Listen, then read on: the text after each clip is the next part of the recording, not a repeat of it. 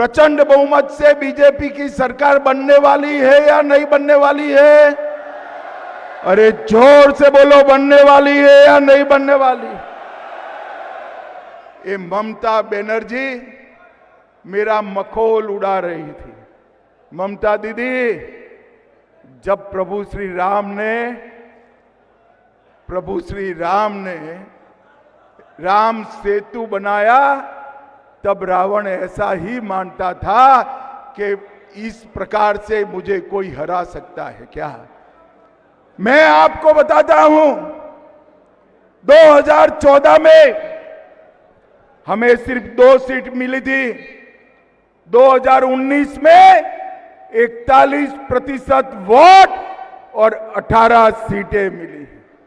2024 में 39% वोट मिला है और 2021 की विधानसभा में 38% वोट और 77 सीटें लेकर शुभेंदु अधिकारी हमारे विपक्ष के नेता बने हुए। विपक्ष के नेता ममता दीदी, अब हमें तो 38% से 45% का जंप लगाना है।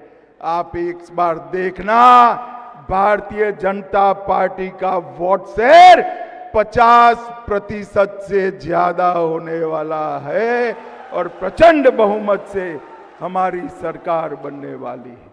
भाइयों बहनों, आज मैं आप सभी को कहने आया हूं, 2024 में 3 दशक के बाद पहली बार हमारे नेता नरेंद्र मोदी जी लगातार तीसरी बार इस देश के प्रधानमंत्री बने हैं। प्रधानमंत्री 24 में ही हमने आंध्र में सरकार बनाई, ओडिशा में पहली बार सरकार बनाई, अरुणाचल में तीसरी बार सरकार बनाई, 25 में हरियाणा, महाराष्ट्र और दिल्ली में 30 साल के बाद सरकार बनाई और 25 का अंत आते आते बिहार में भी प्रचंड बहुमत के साथ भारतीय जनता पार्टी और एनडीए की सरकार हुई और 26 में केरल में त्रिवेंद्रम कॉरपोरेशन पहली बार बीजेपी जीता और मुंबई कॉरपोरेशन और सारे महाराष्ट्र के म्युनिसिपल कॉरपोरेशन में ये ममता दीदी के इंडी अलायंस का सुपड़ा साफ हो गया। सुपड़ा साफ। बंगाल वालों, अब बारी बंगाल की है। मां, माटी और मानुष का नारा देकर ममता बनर्जी सत्ता में आई। यहां पर मां असुरक्षित, महिलाओं की सुरक्षा का कोई ठोर ठिकाना नहीं। माटी, भूमि घुसपैठिए हजम कर गए हैं और मानुष ममता की सिंडिकेट से परेशान है। मां, माटी और मानुष तीनों की रक्षा करनी है तो वंदे मातरम का सम्मान करने वाला कमल फूल का भारतीय जनता पार्टी का सरकार बनानी पड़ेगी। भारतीय जनता पार्टी की सरकार बनानी। भाइयों बहनों, बंगाल में इस बार सरकार बनाना सिर्फ पश्चिम बंगाल के लिए जरूरी नहीं। मैं एक कार्यकर्ता सम्मेलन के माध्यम से बंगाल की जनता को कहने आया हूं, पश्चिम बंगाल में जिस तरह से घुसपैठ चल रही है, पश्चिम बंगाल से हो रही घुसपैठियों की ये फौज केवल पश्चिम बंगाल नहीं, पूरे देश के लिए सुरक्षा का एक बहुत बड़ा सवाल बना है। मुझे बताओ कार्यकर्ता भाइयों बहनों, घुसपैठियों को रोकना चाहिए या नहीं रोकना चाहिए? अरे जोर से बोलो, रोकना चाहिए या नहीं रोकना चाहिए? ये ममता दीदी कहती है कि केंद्र सरकार क्या करे। मैंने पार्लियामेंट में जवाब दिया था कि बाढ़ लगाने के लिए, फेंसिंग करने के लिए ममता बनर्जी आप हमें जगह नहीं दे रही, भूमि नहीं दे रही हो, इसके कारण फेंसिंग पूरी नहीं होती। नदी नाले से, दुर्गम पहाड़ों से जो घुसपैठिए आते हैं उनको आपका पटवारी रोकता नहीं है, आपका पुलिस वाला रोकता नहीं है, और आप यहां से फर्जी डॉक्यूमेंट बनाकर उनको पूरे देश भर में भेज रही है। भाइयों बहनों, मैंने पार्लियामेंट में भाषण करा था, तृणमूल कांग्रेस के सांसद इसका विरोध करे थे, मगर कुछ दिन पहले मुझे बड़ा खुशी है कि कलकत्ता हाई कोर्ट ने भी बीएसएफ को सारी भूमि 31/3/26 के पहले देने का ऑर्डर किया। हाई कोर्ट ने स्वीकार करा कि ममता बनर्जी भूमि देने में सहयोग नहीं कर रही, घुसपैठिया रोकने में उनको कोई इंटरेस्ट नहीं। और मित्रों, ये बहुत बड़ा झटका ममता बनर्जी को मिला है, मगर मैं बंगाल की जनता को कहकर जाता हूं, आप ऐसा मत सोचना कि हाई कोर्ट के जजमेंट के बाद भी ममता बनर्जी ये भूमि बीएसएफ को देगी। वो नहीं देगी, क्योंकि उनका वोट बैंक वो घुसपैठिए है, घुसपैठिए। मगर मैं साथ में बंगाल की जनता को ये भी कहना चाहता हूं कि 31/3 को ममता बनर्जी भूमि दे या न दे, अप्रैल के अंत में भाजपा का मुख्यमंत्री 45 दिन में सारी बाढ़ का काम पूरा कर दे। ये हमारा बंगाल की जनता से वादा है और हमने कर कर दिखाया है। आसाम में कांग्रेस की सरकार थी, घुसपैठ नहीं रोकती थी। जैसे ही आसाम में भाजपा सरकार बनी, वहां घुसपैठ रुक गई। गुजरात में भाजपा सरकार है, वहां घुसपैठ नहीं होती। राजस्थान में भाजपा सरकार है, वहां घुसपैठ नहीं होती है। और मैं बंगाल के सम्मानीय नागरिकों को अपील करने आया हूं, लाल सरकार भी बनाई, तृणमूल की हरी सरकार भी बनाई।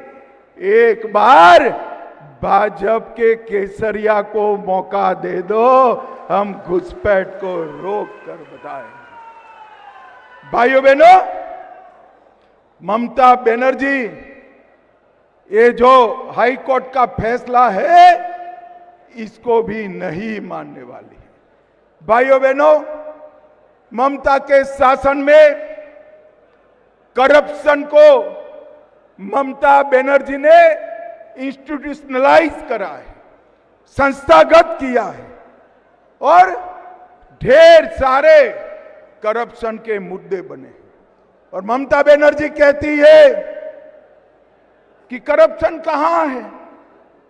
ममता बनर्जी को मैं बताना चाहता हूं, कैश फॉर क्वेरी घोटाला, शिक्षक भर्ती घोटाला, एसएससी घोटाला, नगर पालिका नगर निगम भर्ती घोटाला, गाय तस्करी का घोटाला, राशन का घोटाला, मनरेगा का घोटाला, पीएम आवास का घोटाला।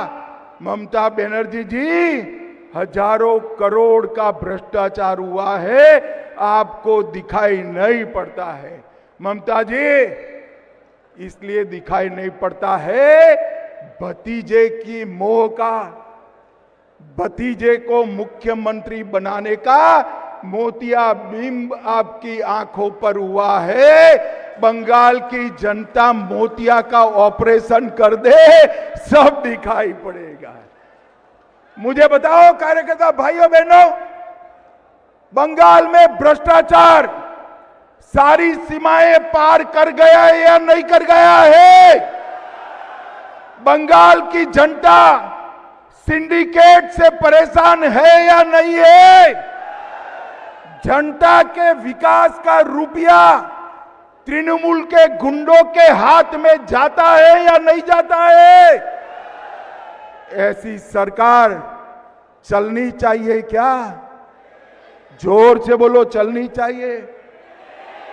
भाइयों बहनों, पार्थ चैटर्जी, ज्योति प्रिय मलिक, अनुव्रत मंडल, जीवन कृष्ण साहा, माणिक भट्टाचार्य, अजीत मैती, मदन मित्रा, चंद्रनाथ सिन्हा, परेश पाल, कुंतल घोष, अराबुल इस्लाम, फिरहाद हकीम, शोभन चैटर्जी, कुणाल घोष, ये सारे लोग जेल में गए हैं। मैं आज अरे यार, बाकी का काम सरकार बना दो, अपने आप पूरा हो जाएगा, आप चिंता मत करिए भाई। भाइयों बहनों, आज मैं ममता जी को चैलेंज देकर जाता हूं, आप में अगर हिम्मत है, आप भ्रष्टाचार का विरोध कर रही है, तो इन लोगों को टिकट न देने की हिम्मत करके बताना, टिकट न देने की। वो नहीं कर पाएगी। अगर इन लोगों को टिकट नहीं दिया, अनुव्रत मंडल, पार्थ चैटर्जी, अजीत मैती, मदन मित्रा, कुंतल घोष, हकीम, इनको टिकट नहीं दिया तो वो भतीजे का नाम उगल देंगे, भतीजे का नाम उगल देंगे। मगर मैं आज बंगाल की जनता को कहकर जाता हूं कि हम भारतीय जनता पार्टी की सरकार बनने के बाद सुप्रीम कोर्ट के एक जज की अध्यक्षता में सारे भ्रष्टाचार की जांच कराएंगे और एक एक करप्ट व्यक्ति को चुन चुन कर जेल में डालने का काम करेंगे। भाइयों बहनों, ये कार्यकर्ता सम्मेलन है। हमारे मोदी जी ने बंगाल के विकास के लिए कोई कसर नहीं छोड़ी है। अभी सुबह ही शुभेंदुदा बता रहे थे 12 ट्रेनें नहीं दी है और लगभग 10 लाख करोड़ से ज्यादा रुपया 10 लाख करोड़ से ज्यादा रुपया हमने बंगाल सरकार को दिया है। मुझे बताओ भाई, कुछ आपके गांव में आया है क्या? अरे जोर से बोलो, आया है?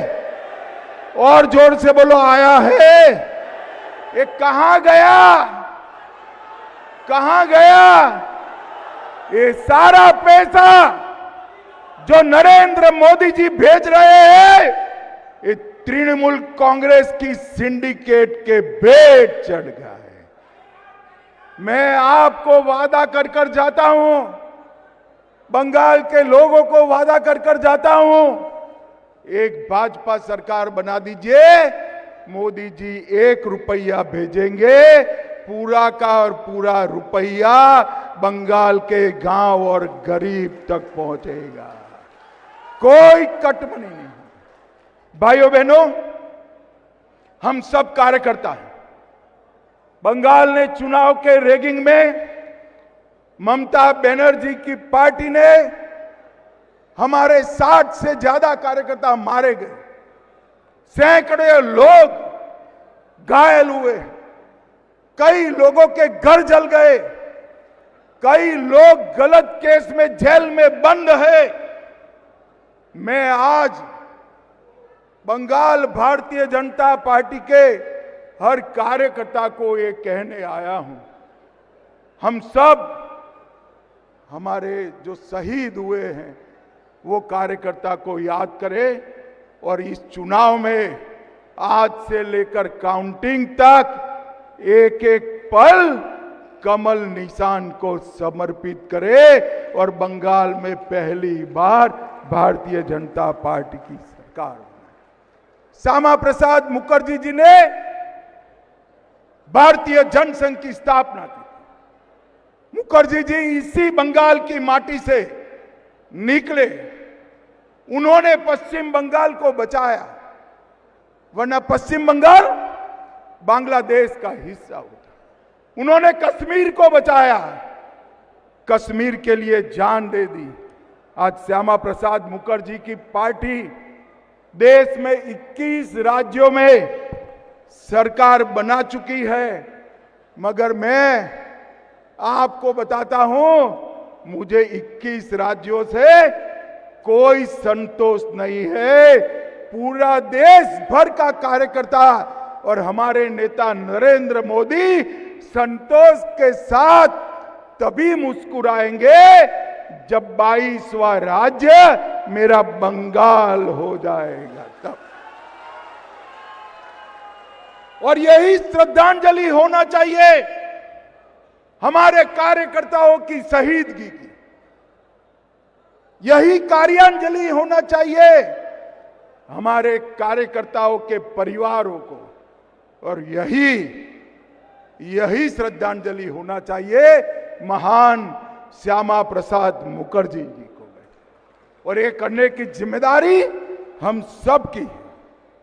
बंगाल में वंदे मातरम के 150वें साल में वंदे मातरम के स्पिरिट को देश भर में पहुंचाने वाली भारतीय जनता पार्टी की सरकार बने, ये हम सबका लक्ष्य होना। भाइयों बहनों, ममता बनर्जी जी हमारे मतवा समाज के, नाम शूद्र समाज के लोगों को डरा रही है। शांतनु जी बार बार मुझे फोन कर रहे हैं, मैं सार्वजनिक कार्यक्रम में कहकर जाता हूं, मतवा समाज और नाम शूद्र समाज को डरने की कोई जरूरत नहीं है। आपके वोट को ममता बनर्जी छू नहीं सकती। और एसआईआर का विरोध ममता दीदी जितना करना है इतना कर दो।